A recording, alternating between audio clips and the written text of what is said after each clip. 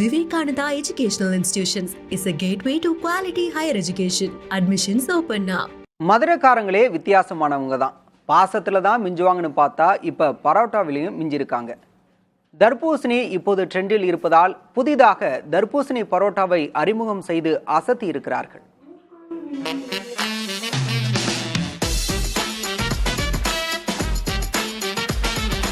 மதுரை வண்டியூர் சுங்கச்சாவடி பகுதியில் உள்ள பிரபல உணவகமான டெம்பிள் சிட்டி ஏற்கனவே பல வித்தியாசமான பரோட்டாக்களை அறிமுகம் செய்திருக்கிறது.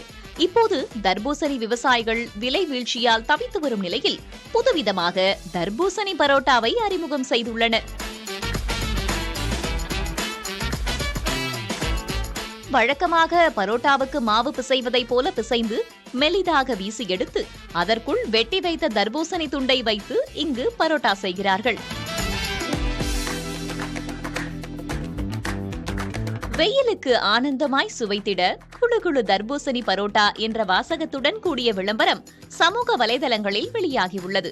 எதற்காக இந்த முயற்சி என்பதை புதிய தலைமுறையிடம் பகிர்ந்து கொண்டார் உணவக உரிமையாளர் குமார்.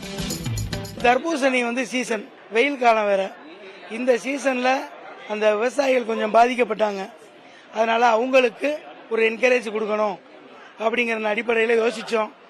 மதுரையோட பிரதான உணவே புரோட்டா தான். மதுரை எல்லாமே புரோட்டா பிரியர்கள்.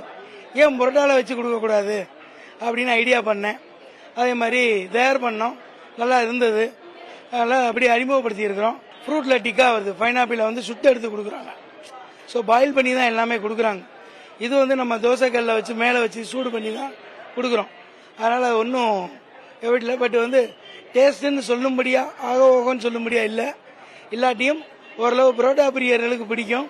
இந்த தர்பூசணியை நம்ம கொஞ்சம் பூஸ்டப் பண்ணணுங்கிறதா நோக்கம். இருப்பினும் தற்போது வரை வாடிக்கையாளர்களுக்கு தர்பூசணி பரோட்டா விற்பனை செய்யப்படவில்லை. உணவு பாதுகாப்பு துறையினர் ஆய்வு செய்து விற்பனைக்கு அனுமதி வழங்கினால் மட்டுமே விற்பனை செய்யப்படும் என உணவகம் தரப்பில் தெரிவிக்கப்படுகிறது.